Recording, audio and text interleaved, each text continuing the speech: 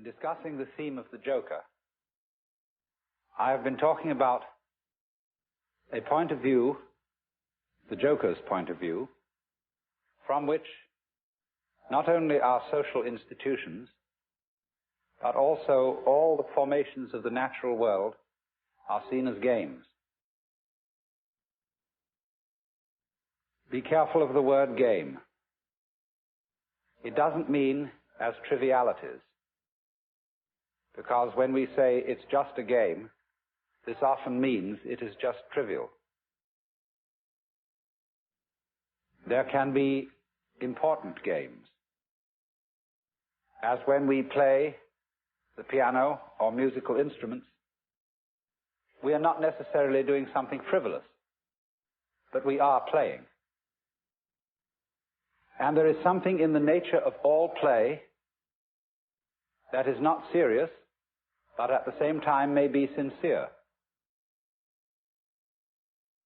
And I tried to give you the picture of the multiplicity of natural forms on the one hand, and of human social institutions, and all the things that we do and consider important and busy ourselves with as human beings.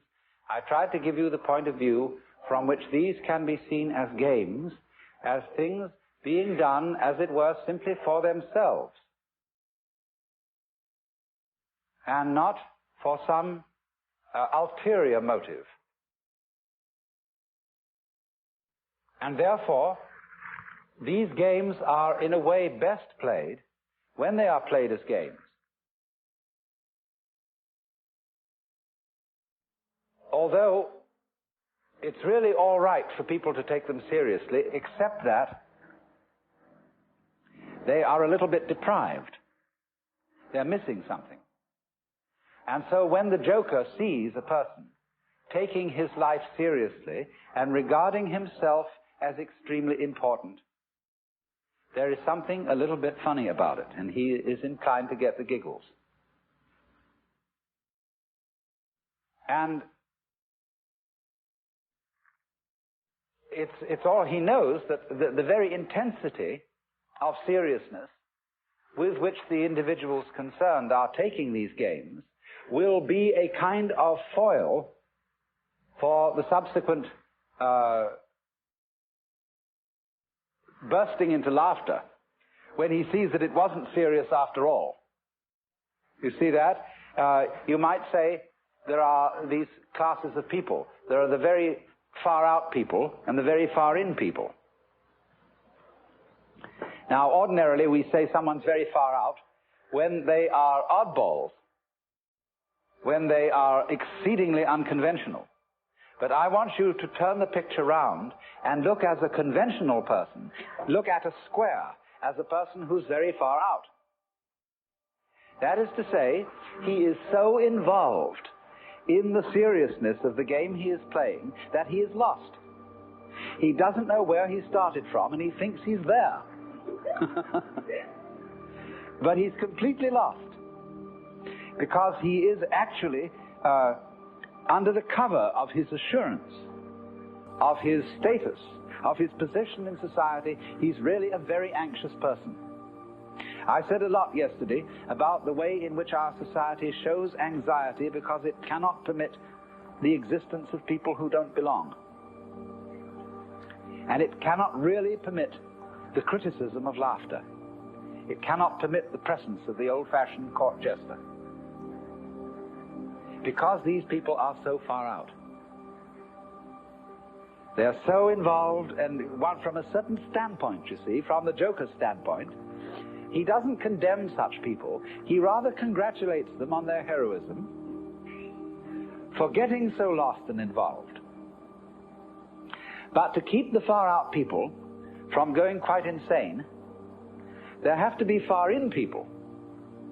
And the far in people are those who keep contact with the original goings-on behind the scenes. They are like the prompter in the theater, where there are the actors out on the stage relying on their memories, etc., and they're supposed to get completely involved in the play. But there's a concealed prompter with the script in front of him. And he is the connection of the actor on the stage with the green room behind the stage. And you see in this dramatic analogy of the universe,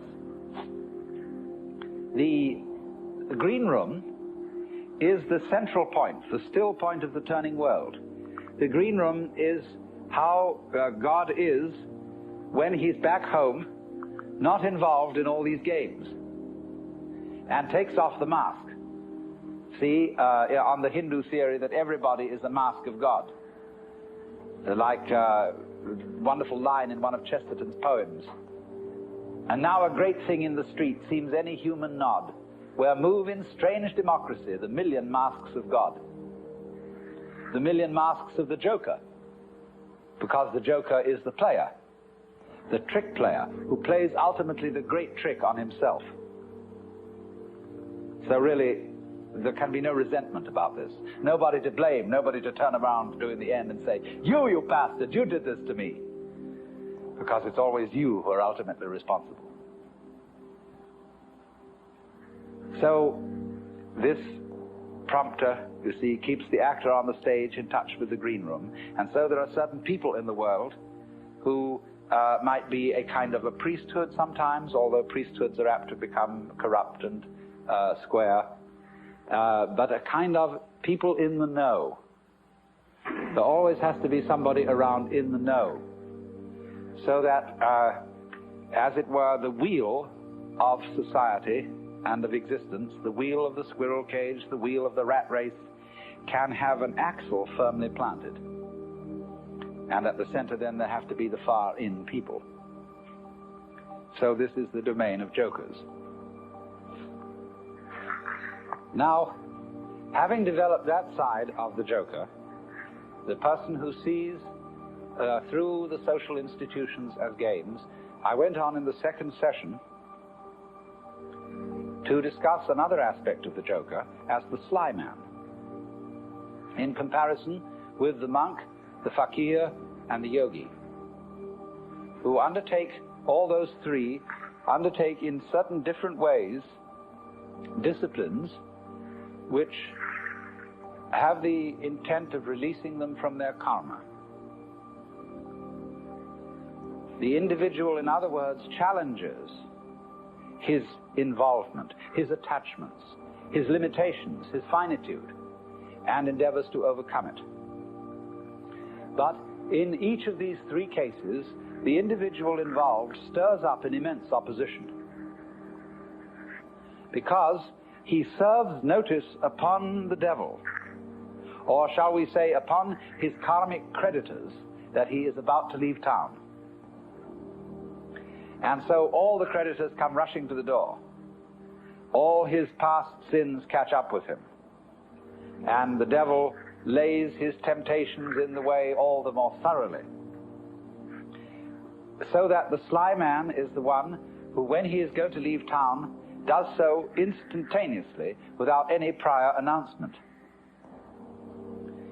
And so in this way there is, shall we say, a cunning manner of becoming a Buddha.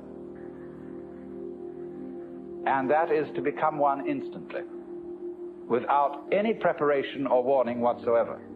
This is why Zen is called the sudden school, and why Satori is a sudden awakening. Because it has to be done without the slightest warning.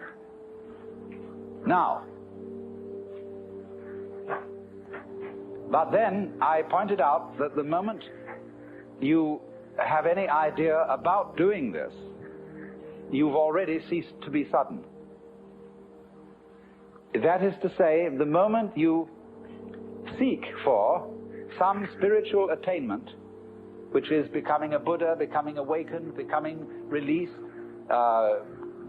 getting in there, you've already served notice upon your creditors. So that somehow or other, you find that you have to do it without intending to do it. And that is a double bind, which you impose upon yourself when you say, I must find a way of doing this spontaneously. That's the old basic double bind. You must be spontaneous. You are commanded, or you command yourself to do something which is acceptable only if it happens spontaneously. Then you think about that and say, well, what a fix that is. Here am I saying, I must be surprised, and I'm going to lay plans to surprise myself. So, by going through this, you discover naturally that can't be done. You can't surprise yourself on purpose. Yet that's what you have to do. So what about it? You come to a state of total paralysis. You're stuck.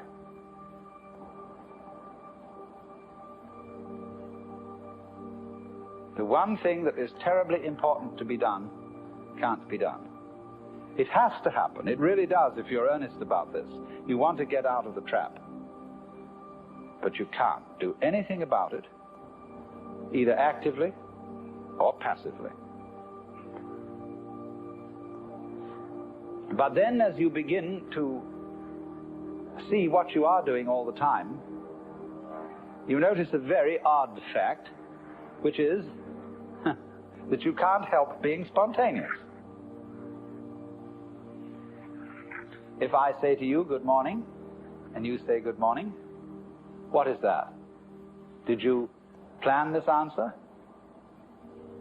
Did you make preparations to grow your hair?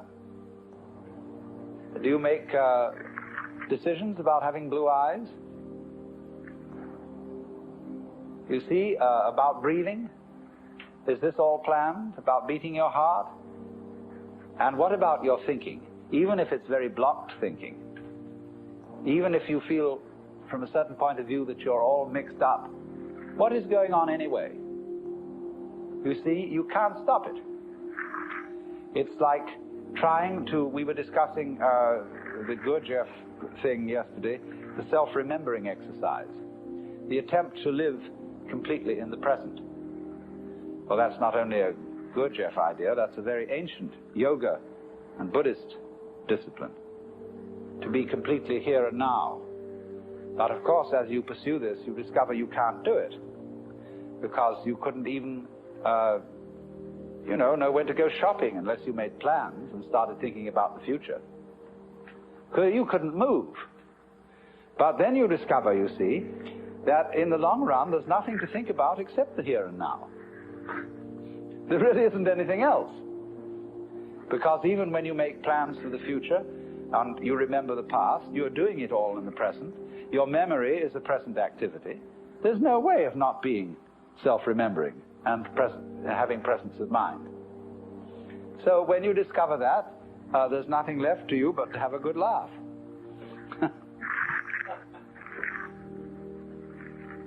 Well, now, I want to develop to a greater extent something I only touched on yesterday afternoon when we were discussing anxiety and laughter and the relationship between the two. I suggested that anxiety and laughter are really the same phenomenon, but seen from different points of view. As we all know, we can have shudders of horror and shudders of delight, tears of grief and tears of joy. And it's the same shudders and the same tears in either case, but they have a completely different meaning. Now, life is a matter of oscillation.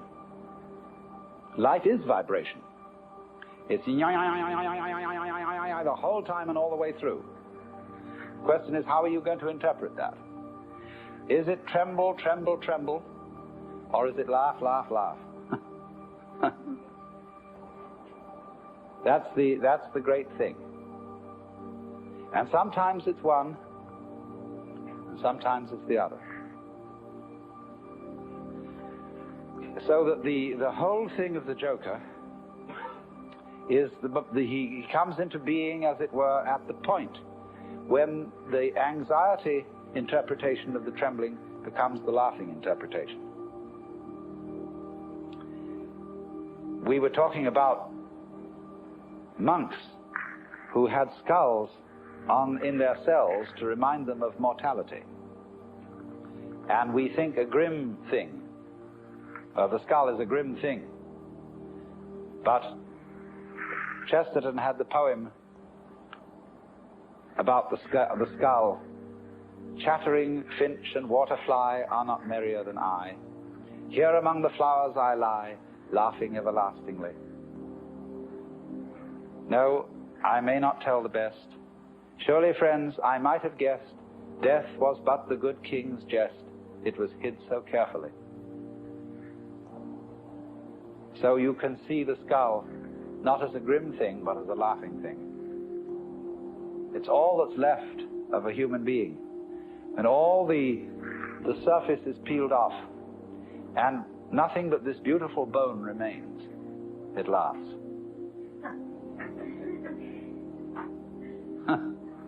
Now why? What is it about death being a jest?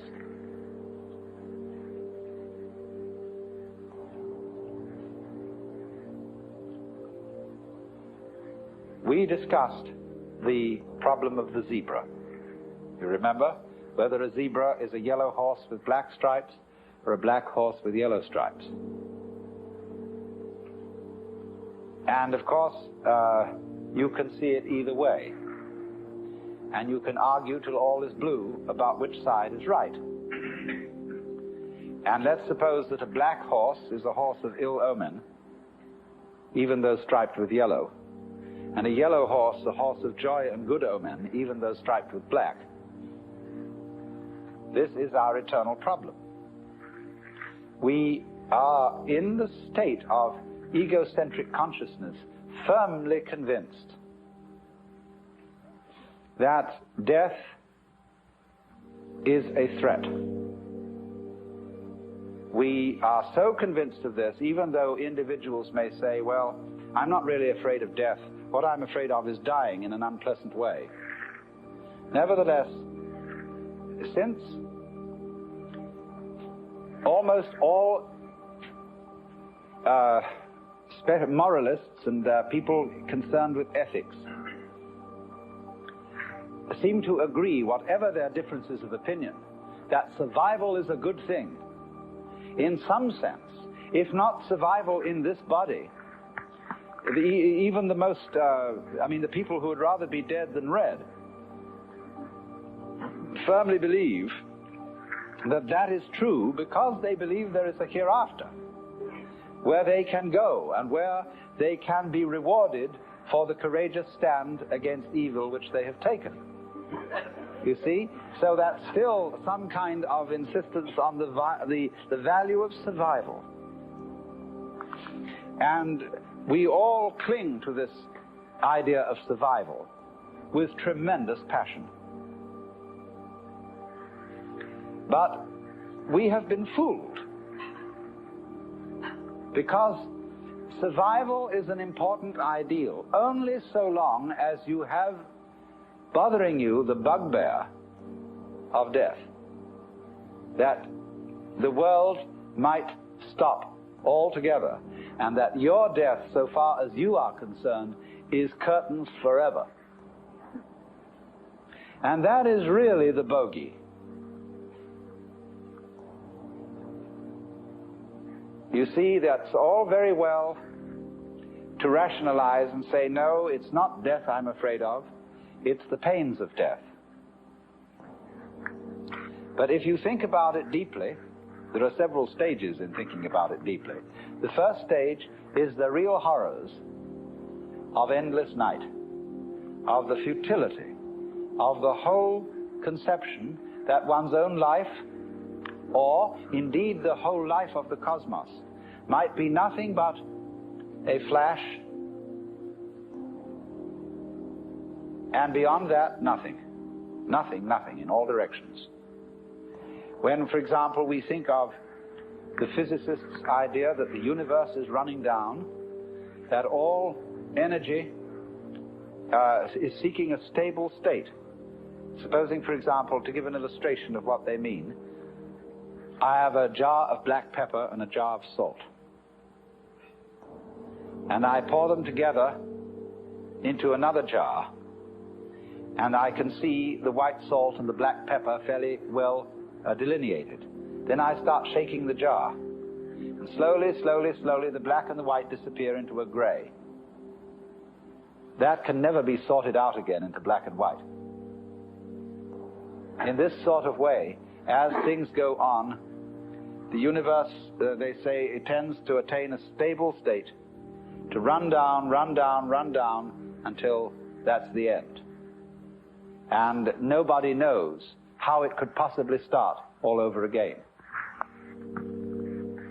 But I always say, and I feel it in a sort of funny, intuitive way, that what happened once can happen again.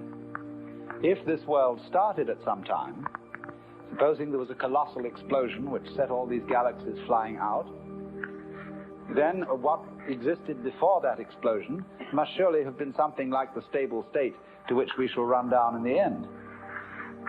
And if it went bang once, there's absolutely no reason why it shouldn't go bang again. I suppose there are temperaments in logic. I have a temperament whereby I just cannot, it seems to me absolutely basic that what happened once can happen again. But there are other people who so cherish the unique that they can conceive the idea of something like existence happening only once.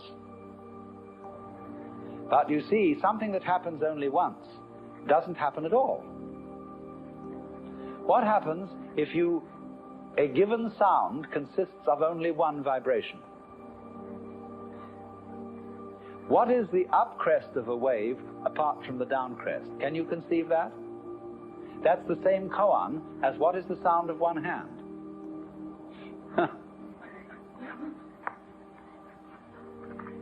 You see, it always takes two.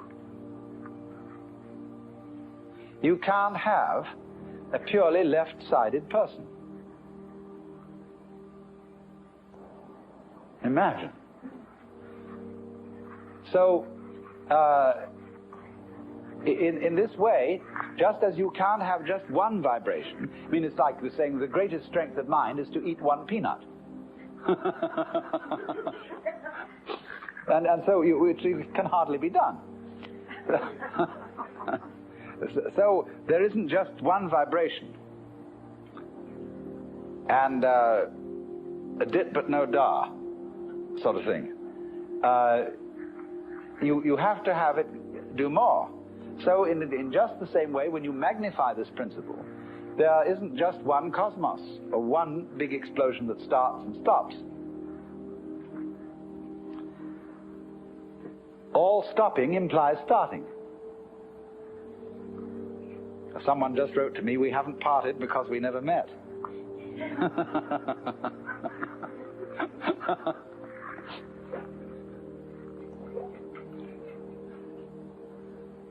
So, the whole point of saying this is the realization that existence is eternal.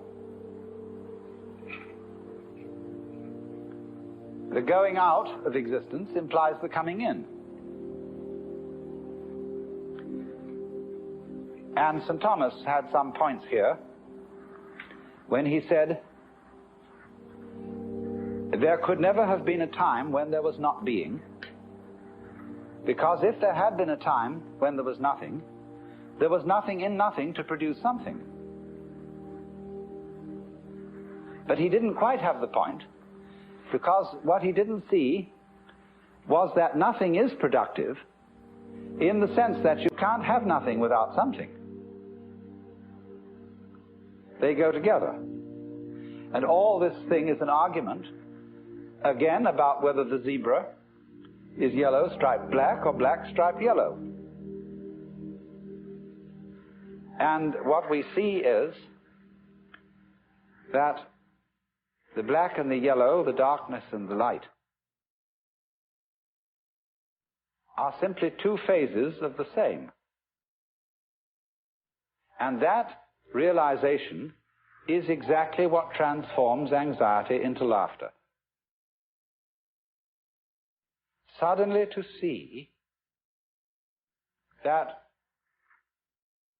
you just, after all this anxiety, that you don't have anything to worry about.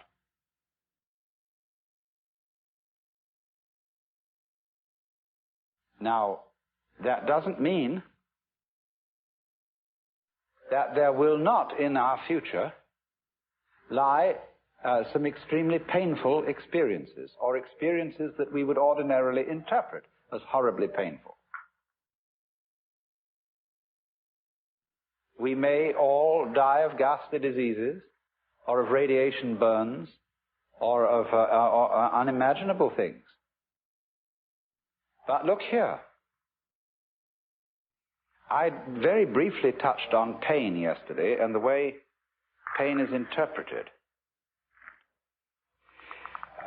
If you interpret pain as something that is destroying you and is going in the direction of total death, then it's very serious indeed. And it's perfectly terrifying. But I've been investigating experiences of people who have undergone torture. I don't know if anybody in this room has. It's always possible. But, and then if so, you can correct me. But the worst part of torture is the beginning. When, of course, you're full of all your illusions and all your fears about black and white and the terror that black may win. But it's said that as torture proceeds, it slowly changes the state of mind of the victim to a kind of drunken, masochistic giving in to the torture, so that it becomes something that he cooperates with. And that if the torturer notices this, he knows he's through and has to kill him. So, in other words, there is a point at which pain becomes an experience without having a negative interpretation put upon it. Becomes, in other words, converted into ecstasy.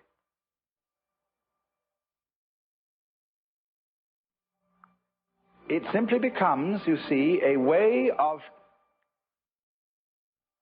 going through extraordinarily far out sensations which have no meaning. If they have meaning, the meaning of threat, the meaning of death looming at the end, and you know this is the tearing apart and the destruction of you, then you see it is absolutely horrendous. But if it has no meaning at all, just transpose yourself into another dimension to illustrate it, because what the dimension I'm talking about is a very tough one. But let's go back to a simpler one. Let's take sounds. Now, if you lie down and listen to all the goings on in this area, and you will hear planes moving and cars and foghorns and all kinds of crazy sounds, you see, people this way and that, so on. And you can listen to that and find it very interesting, very beautiful. But if someone were to do what John Cage does and put you in a concert hall with the expectation of hearing music, and by having a purely silent playing of the piano, compel you instead to listen to all the sounds going on around you, you would be shocked and feel that some kind of an avant-garde hoax had been perpetrated. You see, it depends on the set, on the way you approach the experience. Now, you can listen to sounds that are ordinarily considered unpleasant in a totally unprejudiced way. You can listen to discordant musical noises, and find them extremely interesting if you listen carefully enough.